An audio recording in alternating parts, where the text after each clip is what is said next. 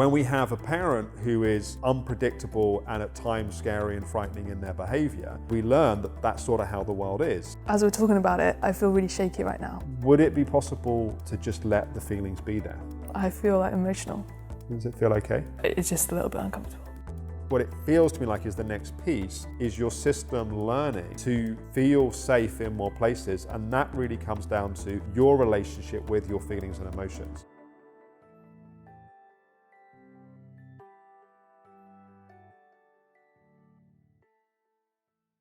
Welcome to this week's episode of In Therapy with me, Alex Howard. And for this week's episode, we're going to be continuing our journey following Hannah. We're going to be exploring the relationship between our mind and body and how reconnecting that relationship is often an important part of both healing emotionally and also often healing physically as well. Please do share your comments, your reflections, your thoughts in the comment section below the video. I'd love to hear from you. And here is Hannah.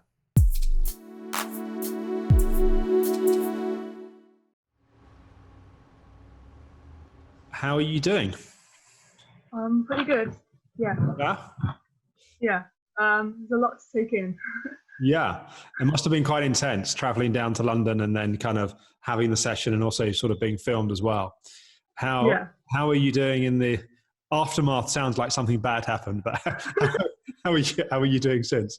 I'm okay. Nothing bad. It's I'm in a little crash, which I almost feel like embarrassed to say, like, because I wanted it to go well, but it's not like it's manageable. Is what I'm saying. What does the little crash look like at this point? It's just like I'm not super fatigued, but it's affecting my legs. So my legs are in quite a bit of pain. So I'm just resting them. But also, I think it was partly as well down to how, when we were talking about how I would be when I got home and my response to the kind of wired feeling. I think it was just a bit of that. Yeah, that makes sense. Have you had a chance to watch the video that I sent and also kind of just reflect on some of the bits that we talked about? Yeah, I felt like Module 6 really like joined up some dots. It was useful. The one thing that I really related to was the kind of not feeling safe to trying to think your way into feeling safe and then just kind of disconnecting from your body. And I think that's kind of what I'm going through right now. And it also really related to what you said about me probably being in stage 2. It seems like a stage 2 thing. And what I didn't mention, what I meant to talk about last time, was just the type of anxiety that I'm getting. It's really different to any anxiety that I've had before. And I think that's just a result of doing this, like stepping out my comfort zone and not feeling safe in that. So usually I'm used to feeling anxious about an event or like a situation, and then once that's over, it calms down. Yeah. But now, I felt really good. Like in London, I actually felt it was all managed, even though you could tell I was nervous, but it was like within reason. But then I'll feel really good about it, and then I'll kind of be on a bit of a high, and then that high will like just turn to wired and anxious, and it's like I'll just think myself into this state of anxiety, and it really does affect me quite physically, like, in a way that I've not noticed before. Yeah, it's almost like you cross a certain threshold where you kind of, I think, get ramped to a certain point, then you cross the threshold, and then it's hard to get things to calm and settle again on the other side. Is that right? So it's almost like whether it's positive excitement or it's kind of anxiety and worry, that once you pass that point, then your system's kind of on, and then it takes a while for it then to kind of calm and settle on the other side. Yeah, definitely.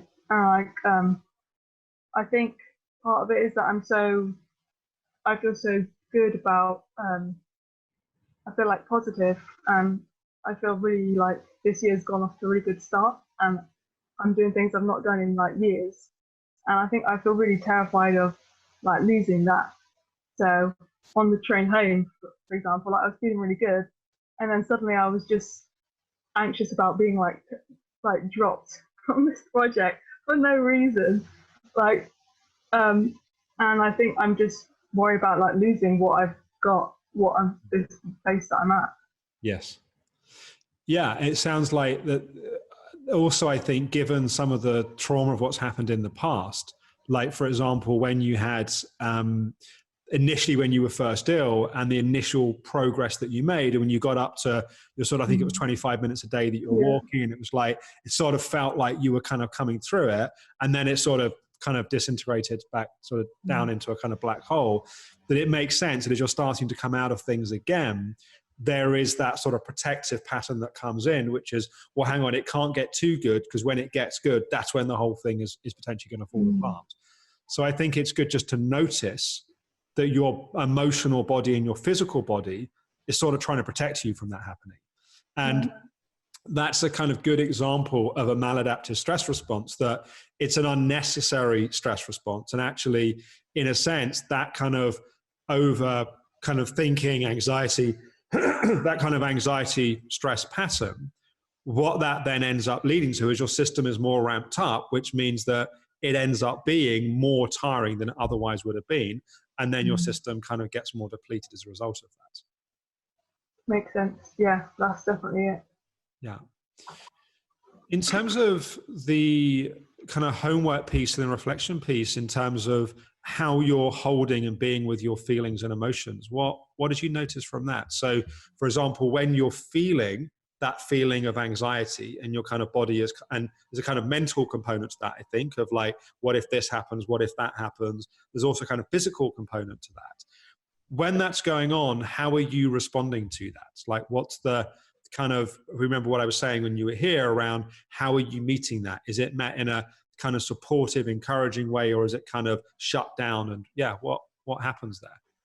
I think I thought I was meeting it in like a supportive way, and then doing this homework made me realize I'm just not giving myself enough space to just actually feel what I'm feeling. So with the anxiety, I'm always so worried about getting back into a healing state, and I just go straight into like solve mode, like meditation, tapping. But I think the way I'm doing it is just I need to take it slower and just be more like gentle. So can you give me an example? So your example in the module where it was like, it just fit me perfectly. It was like watching module 6 and feeling overwhelmed and like not knowing how to take all this information, and then the kind of outcome, like response, was analysis. And that's what I do. I think I just get way too in my head and try and solve it and like think my way out of it, rather than like connect to my body first. And I think that's what I need to focus on. And when I have done that, I found this. I know you were talking about connecting to your heart. Like there's a meditation that I found useful where you kind of put your hand on your heart, and like that's been helping a lot. But even that, it works best if I just like give myself time first before just going straight into that. So you get a feeling of a lack of safety, or a feeling of anxiety, or a feeling of overwhelm that happens in your body. And the strategy is to try and think your way to a feeling of okayness. Is that pretty much it? So it's like, what if this happens, I'll do that. But what if that happens and I need to do that? Like a kind of strategizing and thinking your way to, if I can think it through all in my mind, then I'm going to feel a feeling of safety. Yeah, definitely. And I suppose sometimes you manage to get to think to a place where everything sort of feels organized and okay, and then your system relaxes. And other times, perhaps you don't get there. And I think that's probably particularly when things are outside of your control. So when you're going to a new place, or you're around new people, you're in a new environment, it's like you kind of can't predict and manage all of that in your mind. And so then you sort of end up in your body in a feeling of overwhelm, and a feeling of like not being able to get to that feeling of being safe. So the impact of that is, firstly, it takes a lot of energy. Like your brain is working hard and your body's working hard. But also when you think through all of those scenarios or all of those things that might happen or might go wrong, the body doesn't distinguish between something that's real and something that we vividly imagine. So it's kind of like you're re-traumatizing your body by going through all of those scenarios in that way in your mind. Yeah, that's a horrible thought. That makes sense. And it's also a little bit like, as I mentioned when you were here, it's a little bit like as well, having a little girl that feels afraid and then trying to rationalize her to a feeling of safety. When the thing that actually she needs is physical and emotional kind of holding and reassurance, as opposed to a kind of long in-depth conversation about all the different permutations of things that may or may not happen. Yeah, definitely. That makes so much sense. I feel more hopeful now. That's like become clear, and I'm kind of talking to myself in a different way. Let's say a bit more about that. So I kind of started just because I am still very much in my head, but I just I try to just sit down and like sometimes I'll just like put my hand on my shoulder or like just do something like that to get in my body and just almost like talking to another person. It sounds really weird, but I find that has helped. Yeah. Like, yeah, as if it's someone else, just it's fine, like it's safe or whatever. Yeah, so there's a sort of reassuring kind of quality that comes in that way. The other thing, and the thing that I want to kind of start doing a little bit of work with is simply allowing yourself to have the feelings. So with no trying to fix it, with no trying to even necessarily trying to reassure yourself, with no trying to kind of change it or make something else, it's simply like allowing the feelings and the emotions to be there. So what that might look like is that you're feeling a bit shaky and a bit unsure in your body, and all you do is just let yourself feel the feeling. Or there's a kind of something coming up and you notice kind of butterflies, and your normal strategy would be, well, if this happens, I'll do that, and I'm going to rest there and I'm going to do that. Then instead, you just let yourself have the feeling of butterflies and you just sort of feel that. Going back to my analogy, it's like little girl is feeling scared and afraid and you just hug her and hold her. There's nothing else that needs to be really done. There might be a few supportive words, but actually it's that being allowed to have the feelings is then what allows the system to settle. That makes sense. Yeah, that's good advice. What's the next opportunity to kind of practice this? I think maybe on the weekend, possibly a date, or if not, then seeing my friends the week after. Okay. So if you imagine going on a possible kind of upcoming date, when you think about that, what starts to happen in your body? Feel a little bit of anticipation just in my stomach, but it's quite mild, I would say. Okay. So when you feel that mild anticipation in your stomach, what would you normally do in response to that? I think so. Like, what I've learned from that homework is I tend to gravitate towards that escapism. I just like to. My like initial response is to want to distract myself by doing something. Yeah. So you think there's something coming up. You start to feel some kind of butterflies or some kind of like movement in your stomach. Your body's starting to activate. So there's a kind of anticipatory kind of anxiety stroke kind of anticipation that's happening. Your body's activating, but then you distract away from it. Does that make sense? Yeah. So your body is going into a sort of mild stress response, and you're then just disconnecting and not feeling that, which makes sense because that's sort of been the survival strategy that you've had to use when you've been dealing with some really challenging circumstances. And the way to kind of deal with that has been somewhat to distract yourself away and not feel it and not think about it too much. How do you know when you need to kind of revisit like those feelings or sit with those feelings versus kind of focus on more like the rewiring aspect, like visualizing positive things and like being calm or doing this constantly or tapping and that kind of thing? Well, I think for right now, one of the things that we're working on is being more in touch with your body and being more in touch with your emotions. So that being the case, if you're working with me, like in a context like this, or if you're by yourself at home, just letting the feelings be there, because what you're really working on is your relationship to your feelings and your emotions. And rebuilding trust with your physical body and your emotional body, that it's okay to have those feelings and those emotions. Now, sometimes what can happen is we start running lots of mental patterns, and stopping those patterns can be helpful. And we'll come to that in time. But right now, what I think is helpful is, sure, if you're going out on a date and you're feeling kind of butterflies, distracting yourself and just kind of focusing on the positive, it's entirely appropriate. Right. But there's a sort of disconnect at the moment between what's happening in your body and what's happening in your mind. And we're trying to reconnect those two pieces. And the way that we do that is by your mind actually listening and making space for what's happening in your body. Okay. Got it. Yeah. How does it feel when I say that? Feels good. It feels like relief to just hear what I need to do and hear something that makes sense. Yeah.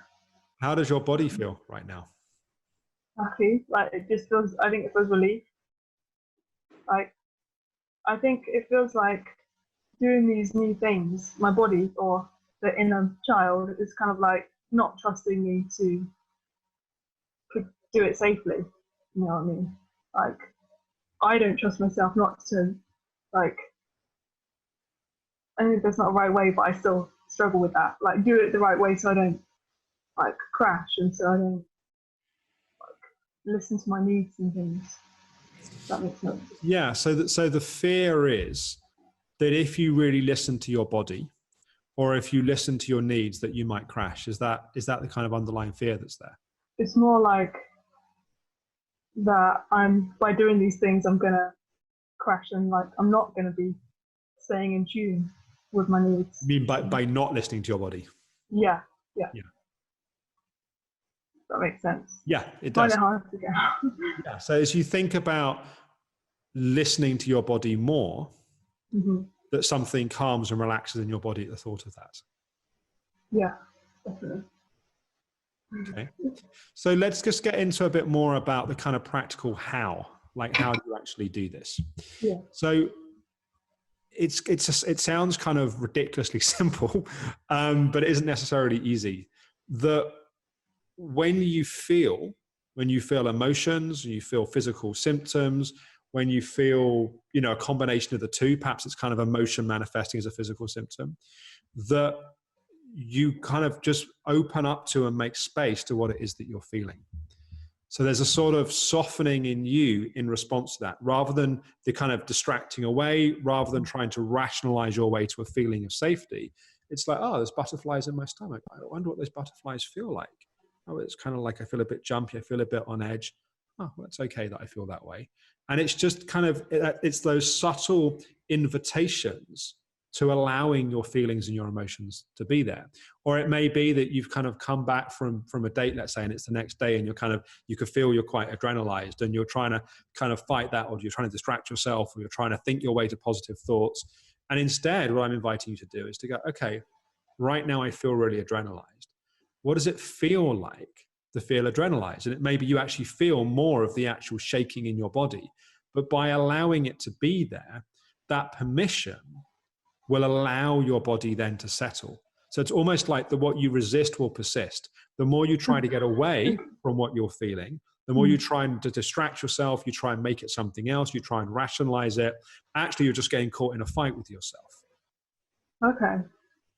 So, yeah, that makes sense. I think I can do that. Yeah. With regards to feeling high, you mentioned last time addressing those feelings when you're feeling in the high can stop you plummeting into really bad lows. Yeah. So do you feel like that principle applies to those feelings as well? Yeah. Yeah. So if you're feeling really high, it might be you feeling quite buzzy and your mind's kind of racing, and you're feeling you've got lots of ideas and thoughts that are going through your mind. And what you would do is you would take a little bit of time, might do it after some kind of meditation practice or whatever, but you take some time to go, what does it feel like to feel buzzy like this? And then, how do I feel about this feeling? And it might be, oh, well, I don't like it because it's too fast, or I really like it and I want more. But it's like, how are you feeling towards it? So how do I feel? And how do I feel about how I feel, if that makes sense? So it's the feeling and it's the reaction to the feeling. Okay. And then what we're working on doing is just allowing the feeling to be there. So rather than running with the feeling and being kind of caught in the rhythm of it, it's actually feeling the feeling. And normally when you've got what? No, I was just laughing because, I haven't been doing that. Yeah. Because normally if you have like a buzzy, fast kind of feeling like that, normally when we feel it, actually we can feel more fully into it, and often it grounds it and it settles it. Whereas when we're kind of distracted and trying to get away from it, or we're kind of running with it, we're actually not really feeling it. We're kind of just caught in a whole pattern. That makes sense. Yeah. It got quite intense to the point where, like, if I just think about something fun I knew I was going to be doing with my friends or just seeing them, it would just like add fuel to the fire of adrenaline or whatever it was. And I can't listen to Billy Ocean because if I'm happy, I can't listen to like certain music because it just gets me so pumped in that way. So but I could still avoid doing those things, but just still feel what I'm feeling. Yeah. How does it feel to have a new kind of direction with it? Yeah, it feels really good. I feel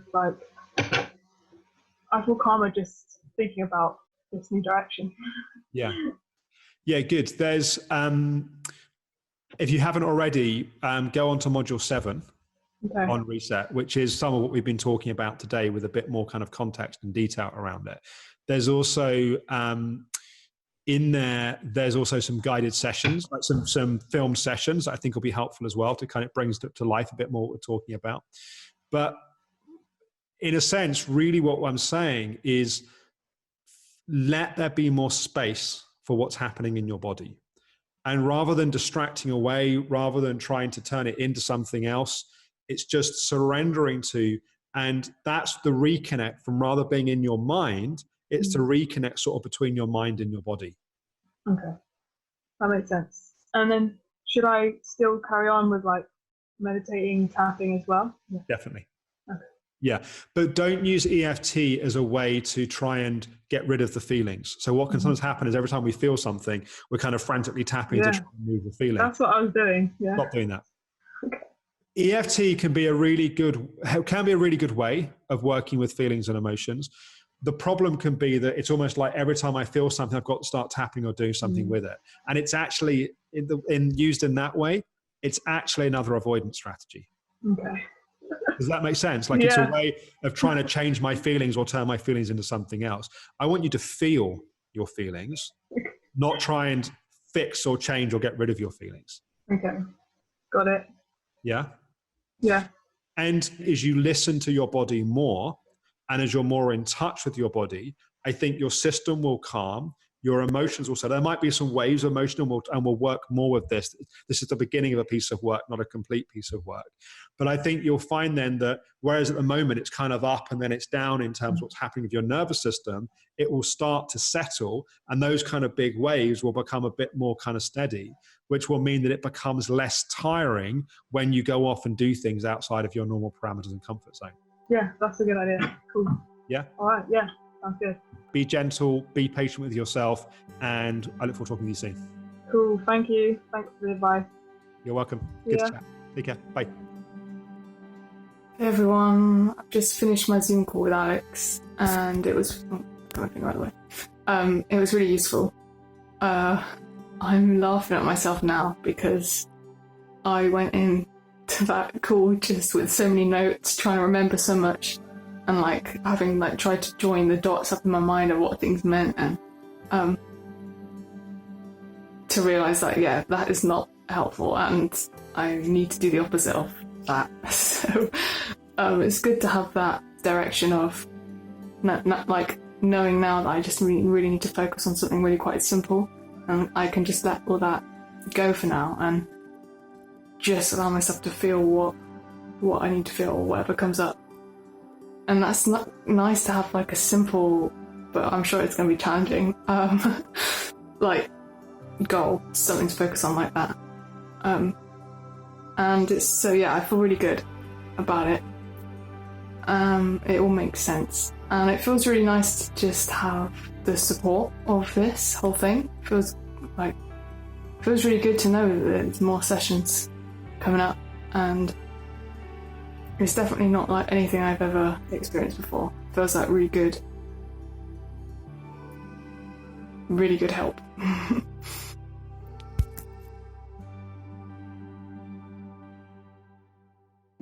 I hope you enjoyed this week's episode of In Therapy. As always, I'd love to hear your questions, your thoughts, your reflections. Please do comment below the video. I do read all the comments, and I'm going to get better at also responding to as many comments as I can as well. Please do also, if you haven't already, subscribe to my channel, click the notification bell. It's a great way of being notified as new episodes are released. We have a plan. The plan is that tomorrow we're going to return to daily episodes of Everyday Alex.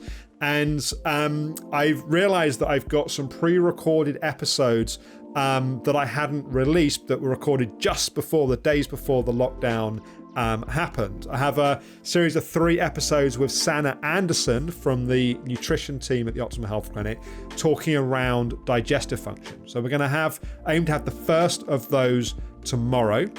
Then on Thursday or Friday, we're going to open registration for the Trauma and Mind Body Super Conference. This is the reason why I've been not very consistent in recent weeks. This is an enormous project that I am hugely proud of. It's a free online conference like the Fatigue Super Conference was last year.